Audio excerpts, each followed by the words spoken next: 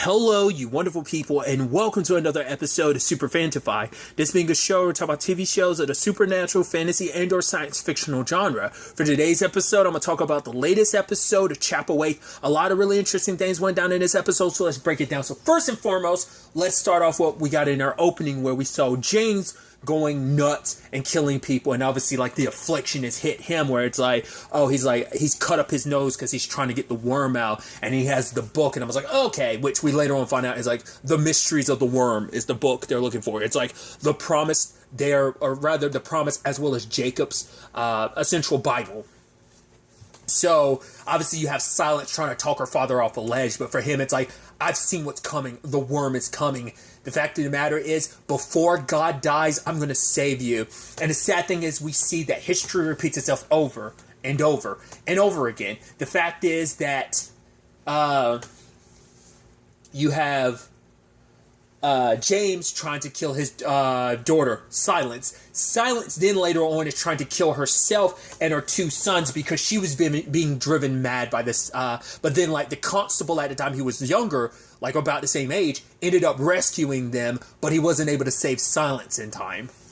So I thought she was like an older woman when she died or something like that, but I guess like, no, I guess she stayed young. So it's like, wow, and then like that history repeats itself with Robert doing the same thing to Charles, and Charles borderline almost doing the same thing to Loa to an extent, but it's like that history keeps repeating itself, because now it makes you, well, because we also know Stephen did it to Marcella, which makes you wonder, it's interesting that Philip never did it to, maybe it struck, it makes you wonder, why didn't that play out that way?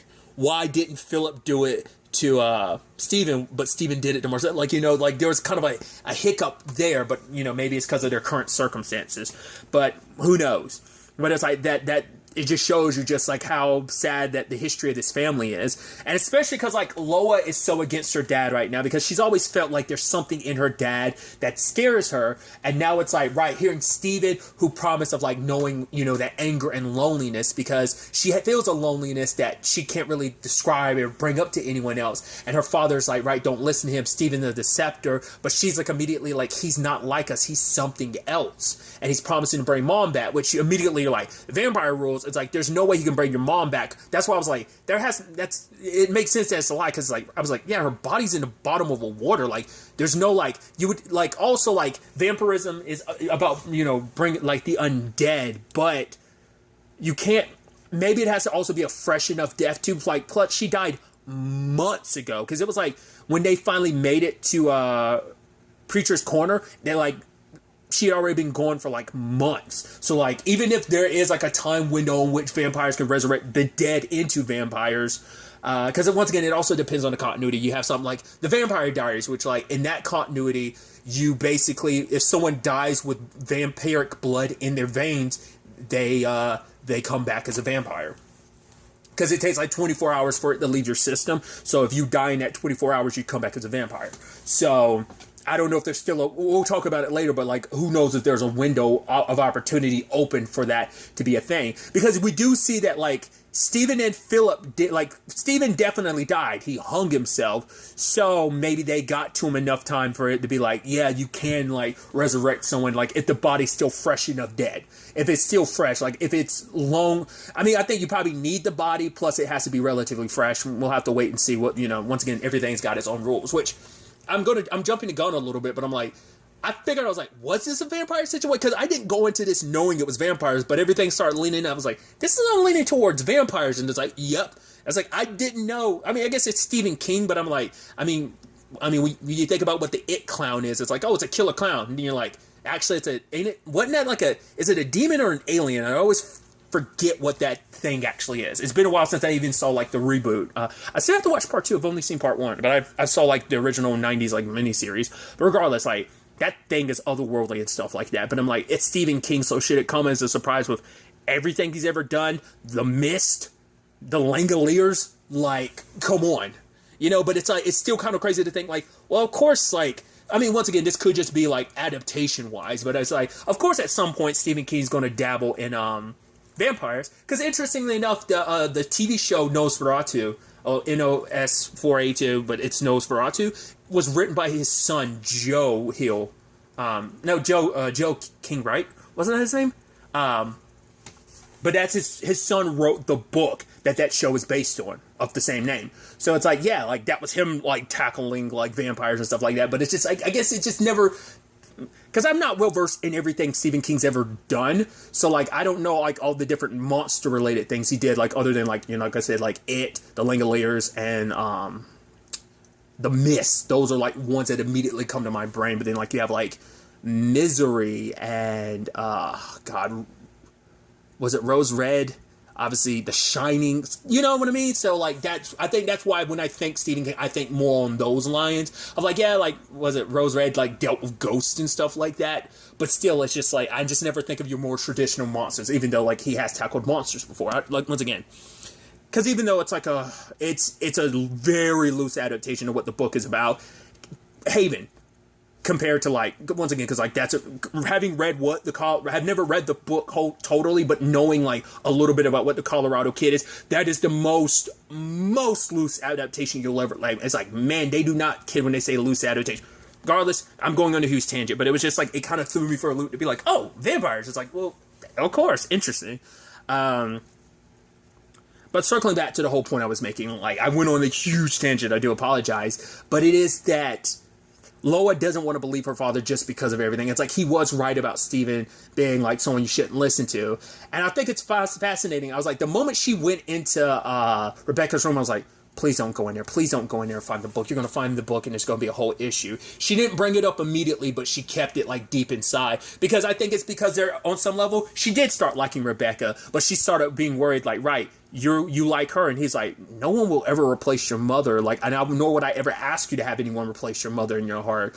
But it's just because she's so angry and just like she's lashing out at her dad because it's like she's from home and surrounded by people who hate them for being them and being different, and it's just like she'd rather be home on their island, kind of more connect with her mom, and now it feels like she's more like being forced to be around what is essentially ties to her father and not ties to her mother, because she feels like we're submerging ourselves in stuff related to the Boones, one side of her family, but it's like we're losing the other side. It's almost like we're forgetting mom, which is like, I would never forget your mom. Your mother is never forgotten. But that's what Loa's kind of resenting her dad, because like her dad hasn't properly grieved. I think that's what made her kind of feel like it. But like I think he's just, because he probably felt like, I need to be there, I need to be strong for them, so he never presented like his grief, like, you know, but you know, never question someone else's grief, because people grieve in different ways. But like at a young age, maybe Loa didn't really process that. I mean, because she's grieving in her own way, was and still is. So, but that led to some disconnect. Obviously, he needs to go to Jerusalem's lot, because we find out, like, obviously that's the connective tissue to what happened with James and stuff like that all those years ago. And so it's like he needs to get answers from Jacob, even explaining to Honor, it's like, I need to go, like, I am unwell, and you've kind of seen that, and if, to protect you and the rest of your siblings, I need to go there to potentially get answers, because he feels like this might be the only means of getting answers to maybe potentially finding a cure for, like, the curse that is the Boone family's circumstances. So he sends them on with Rebecca, which they're staying at Rebecca's mom's place, which obviously, like, they show it in a preview, but obviously Rebecca brings it up, like, she remembers seeing the name Jacob in the letters, and it turns out there's a connection between Jacob and her father in the letters with the Boones, and it turns out her father brought Jacob here, even though the Boones were super against it. So we kind of learn a little bit more context about that later on, but Rebecca's mom had a letter from Rebecca's dad's second wife, and it's like, yeah, she was like wondering like whether they had reconciled, because he had disappeared, and it's like, wait, dad came here to Maine on business and never came back home, and it's like, no, so he's basically been gone for like 2 years, and none of them knew where he was, and it's like probably amongst Jacob's flock, if not already dead. So, and under these circumstances, when you're dealing with vampires, it's hard to say which one. Like, death is probably always preferable than joining the undead, because you're bound to hurt a lot more people in that way. But we got a lot of other interesting things too. We got Martin, talking to Alice, we kind of see why Alice kind of has like her like deep hatred for the Boones is because she blames him for her child's death because of like the sickness and stuff. But then we find out specifically she blames Marcella. Specifically, she blames Martin because Martin invited Marcella, but it was like the fact of the matter is the children loved Marcella, like, but it's like, right, you brought that child in our home, she got our children sick and they died. Which, like, now you have to ask the question about the illness. Like, is it what we think it is, or is there a lot more at play here? It seems like they're kind of hinting that there might be more at play here with Mary, which we'll get to in a second. But that's probably also what led to some issues in their marriage, is because Martin's like, right, even though she hadn't, maybe all her hate up until now has been pointed towards the Boones, but like there has been the context of, but that hatred and, you know, anger is also pointed at as me as well, because you blame me for bringing Marcella into our home. So that plays an angle in all of this. And even she's like, that child of faith, if it ended up being ours or something, I would treat it differently. And she's like, did you stray? He doesn't really answer, but his body language answers for him. And it's like, is it yours? And he just straight up says yes and walks away. Later on, we get the context of what Alice has to say beyond that, like, right, you've destroyed us and stuff like that. But he's telling Faith, like, you know, it's out there in the open, we can leave now, but I gotta, like, be honest with my congregation. It's like, they confess their sins to me, is it not right that I confess my sins to them?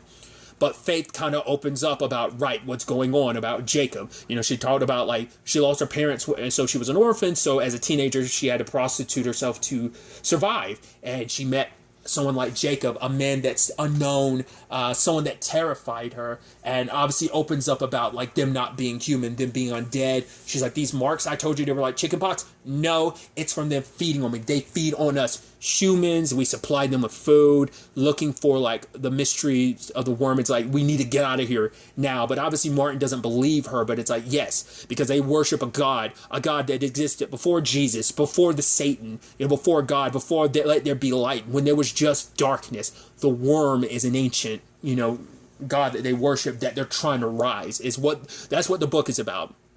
But they've lost touch with the book, which we'll get to in a second. But that's what this is all about. Martin's just like, right, I'll get the book, and I got the tickets, we'll leave tomorrow, because he doesn't believe what she's saying. But Preacher's Corner is about to have a major rude awakening in many different facets and regards. So, really quickly talking about the constable and Mary, like, when he had the doctor examine her, it's like the puncture holes in her neck. It's like, they're not, like, I think maybe he's coming back for another, but I'm wondering, like, the way the conversation was, and, you know, this could be completely my misinterpretation. I thought the puncture wounds were super recent when Philip came to her beforehand, when Rebecca stopped him. But what if those puncture marks are from before? Like, the context made it seem like, I was like, oh yeah, they're here deliberately for bloodletting. But he's like, how could I miss it before? And then the doctor says that, and the constable was like, it was meant to be hidden. So that's why I'm like, Mary's condition is a byproduct of being, like, loopy and, like, being on the borderlines of death. So that's why I'm like, and we also know that Rose's daughter Susan was visited by Stephen. So that's the actual illness. The actual illness is that Stephen and mainly Philip and maybe, like, other people have been sprinkled about. Well, that was before Marcella died. So it's like Jacob's people have been sneaking into town, like, sucking people dry, like, on the borderlines of death. That's actually what the illness has been. Like, yes, it's connected to the Boones, but it's also not connected to the Boones. So what they believe to be, like, a curse upon, like, the Boones are a curse, but it's a whole other thing. But what they believe to be, like, oh, an illness from the Boones, it's like, no, there was something else supernatural happening the entire time. So I think that is more so explaining, like, yeah, once again, why Susan was like, oh, I saw Stephen Boone, like, he came to me. It's like, yeah, because they're dying from, like, all the blood being drained from them, because there's not enough time for it to replenish in their body, and they're being tapped out.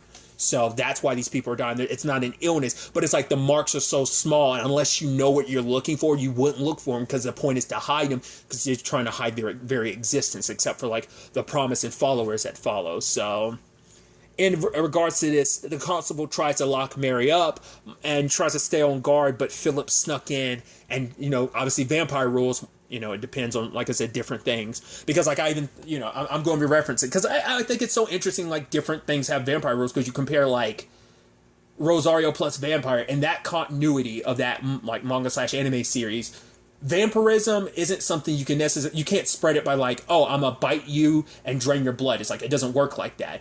You have to basically, you can instill vampiric abilities upon someone by injecting your blood into them. So but it works a little differently. It's not like I'm gonna bite my hand and make you feed on my blood. It's like, no, when I bite you, I'm injecting my blood into you. That's how that works in that continuity. In this, it's just like straight up just like feeding you the blood, right? So, because some stuff makes it so all a vampire has to do is bite you, and that turns you. It's like, no, this kind of leads more towards like I said, the Vampire Diaries and the more probably like other routes of just like, right, and even Rosario plus Vampire, like, I have to inject my blood inside of you. Once again, this is just straight up drink my blood. You become, once again, we had like, I'm watching something else at the same time that kind of borderlines on some vampire rules. I won't spoil what it is, but it's something recent, and I'm like, oh, that's interesting. So the timing is fascinating for this to be airing at the same time. Something else kind of, because it's not calling what it's doing vampire rules, but it borderlines on vampires. So I'm like, I wonder how they're going to handle it, whether they're going to refer to it as that, because. Well, I'll go ahead and say it since I'm on the topic. Because when Jacob gets introduced, he's like, right, I've gone by many names, Dragor, Nosferatu, and in my language, vampire. I was like, even said the word. Because last episode I referenced, kind of spoilers, Hemlock Grove, where they used the word vampire. Like, I don't know where that stems. No, it's not vampire. Upir is what I'm saying. Sorry. But essentially, it's like different rules, and it works like a vampire situation, but it's a little tweaked and differently for that universe. I don't remember what language that's from. I have to look into it. It's been a while since I saw the entire series. Tangents, all that aside. But Mary got, turned, and Philip, the cross came out, and, well, the constable grabbed the cross and stabbed him in the neck, and you're like, oh. Which immediately, when I see that stuff, I can't help but say, the power of Christ compels you, bitch. Well, it just immediately came to my mind. I even said it out loud at the time. But other than that, back to it, though, circling back really quickly, I am curious to see what the constable does now. Like, Mary's locked up, so is he going to keep that secret from the rest of the town? Because you're slightly in the know about kind of what's going on, but obviously, because he had stopped by the Boones, he stopped by Chapelwaite and saw the blood outside. Obviously, it doesn't have the context of, like, what's going on in that regard, so none of the town does, but I think soon enough, this is all going to come to the forefront, so all this is happening. And so, like, Rebecca, is figuring out everything about, like, her mom is like, right, this story isn't worth getting mixed up in, but for her, she doesn't want to abandon any of them. It's like, these children aren't your responsibility. It's like, but do you care for Charles? And it's like, yeah, she cares for all of them. It's like, well, does he feel the same way? She's like, I don't know. Like, considering everything, but Loa stole her book and shared it with Tane as well as Honor, and so I think it's because she was actually starting to like Rebecca. But like hearing what Rebecca said in the story, like it's like Rebecca tried to justify it, but like it's more fiction than anything. But it's like, no, it sounds like it's just us. Obviously, that's what it started as, just a story, and she is fascinated by it, but she has grown to care about them, and she knows the danger that this family is mixed up in. While you have Charles going to Jerusalem's Lot, he sends Abel back to protect the family, but talking to Jacob, we find out more about, like, first and foremost, once again, like, that thing of kind of almost like the TV show Evil, whether this is real or not. You think it's supernatural, but you're still not quite sure the way the show paints it. It's like, so this madness of theirs is something born of the supernatural. Basically, James found the mysteries of the Worm book, and he put his name in it. That's why, like, it's blood calls blood. Basically, he doomed his entire bloodline by putting his name in that. Like, he thought he was going to gain power, and it drove him mad, and now that same curse is drifting down to the entire family. Like, he's the reason why that curse exists in the first place. He's the reason why Charles' father went insane, and his mother went insane, so on and so forth, and his brother and his nephew went insane. Like, there's all of that. So to break this curse, he needs to bring the book. Like all the delusion, all the crazy stuff he's been seeing, that's basically him as a living boon, because he's the only one that can, as a living boon. It makes you wonder, like, have they on some level felt some connection to the book as well? Or is it just because he's at that age or whatever, like that it's resonating with him?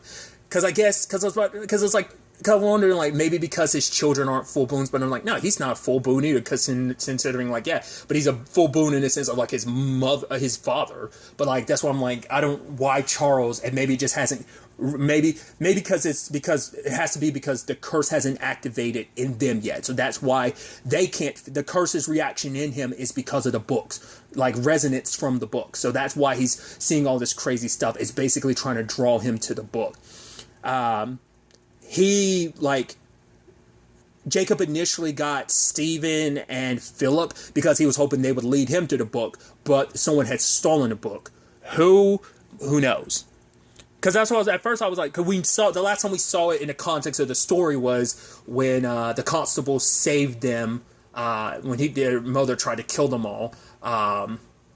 That was the last time we saw the book timeline-wise, but apparently I guess Stephen and Philip had it at some point afterwards, but someone else took it. So someone, it has to be someone in Preacher's Corner that did it. Who necessarily? Who knows? Not unless it's her dad. Alice's dad. My money's currently on him. We'll see.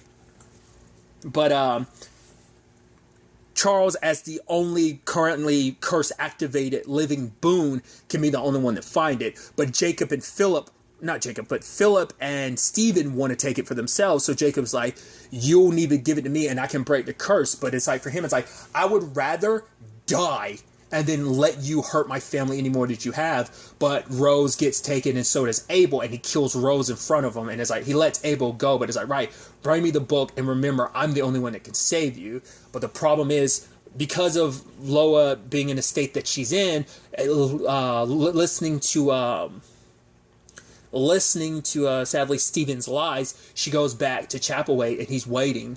And he's like, oh, I miss my daughter. And that should have been a sign for her, because it's like, if you were able to bring back the dead, why weren't you able to bring back your daughter? Like, so it's a lie that he could bring back her mother. It was just, he needed a bargaining chip. And so at first I thought he was just going to purely kidnap her, because he says the line of, there's nothing more terrible for a father than to lose a child. So I thought he kidnapped her, but it turns out he killed her. But it's still a bargaining chip of, if you bring me the book, I can bring your daughter back to life. She'll be like us. Now, Charles is probably going to be in that complicated situation of, do I bring my daughter back as something else? She will be back, but she'll be one of them. Like, I don't want my daughter to die. Like, this is just too much.